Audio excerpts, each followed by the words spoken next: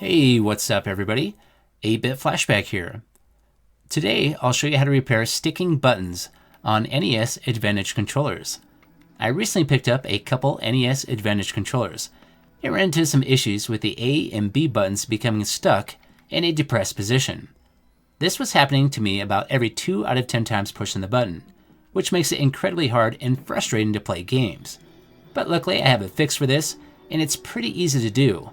And ever since the repair, my controller's been working great.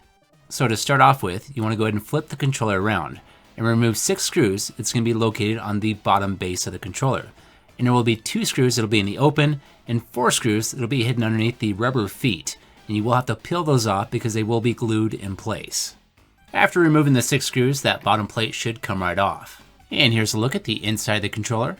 And before we proceed with any repairs, go ahead and double check and make sure that there's no screws that are loose, because this could cause a lot of issues with your buttons sticking. So make sure all those screws are tight first, and if they are loose, go ahead and tighten them up, then test your controller again to make sure that's not the issue.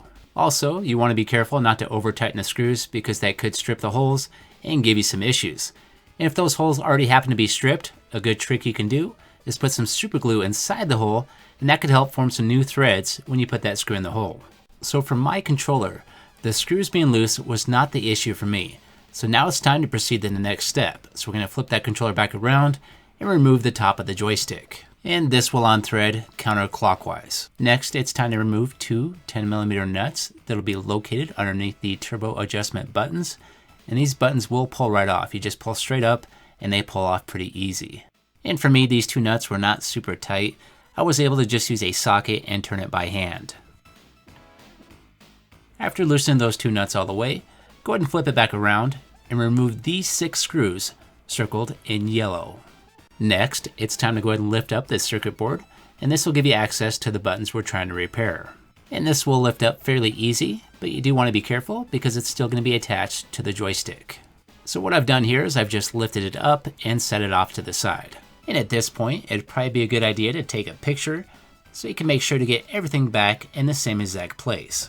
So these 2 red buttons are the A and B buttons, and these are the ones that are giving me issues. So I'm going to go ahead and remove these. And now would be a good time to go and thoroughly clean these buttons. And I'm just going to use a Q-tip with some rubbing alcohol. And if you want to, this would also be a great time to clean the rest of the buttons on the controller. So here's the problem with this controller. Due to the age of the controller and normal wear and tear, the buttons depress slightly farther down than what they used to. And this causes the buttons to get stuck under the top of the controller casing when pressed down too far. To correct this issue, I needed a small spacer just shy of 1mm, and what worked great for me was 3M double-sided tape. And what I'm doing with the tape is applying a small piece to the back side of the button located right in the center, right here. But now I have to trim this piece of tape towards the same size as the circular post that's on the back side of this button. And to trim this piece of tape, I just used a single edge razor blade. So this is what it should look like after you're done trimming. And for now, I'm just going to leave the top backing on the double-sided tape. Now it's time to install the buttons back in the case, then remove the adhesive backing from the tape. Then install the rubber button contacts back on top of the red plastic buttons, making sure that the rubber contacts are cleaned first and fit over the top of the adhesive spacers. Now it's time to put your controller back together, making sure you have all your parts in the correct place. So I attach the circuit board first, then secure the nuts on the top side, then put the joystick back together, then put the bottom cover back on. And before I reattach the rubber feet, I'm going to go ahead and test the controller first to make sure it's working properly. So before, what would happen is about every 2 out of 10 button pushes would get stuck. Then I'd have to press the button again to make it become unstuck. And as you can see here, I can just keep pressing the button over and over, and I don't seem to be having any issues. But I better make sure it's working when plugged in as well. So I'm trying everything I can here to make these buttons stick by pushing the buttons aggressively and at multiple different types of angles, and they're not sticking, so I guess that's good news. Now it's time to install the rubber feet back on the bottom of the controller. And what I did to secure these is I just used some super glue and put that around the edges of the bottom of the rubber feet, then secured them to the bottom of the controller. And this worked really well for me.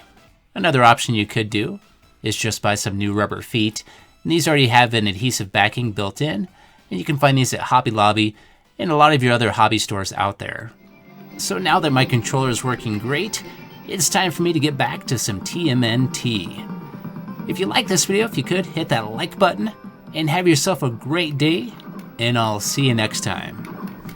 And for those of you that might be wondering what I'm doing playing with just one hand, it's because I'm recording with my other hand.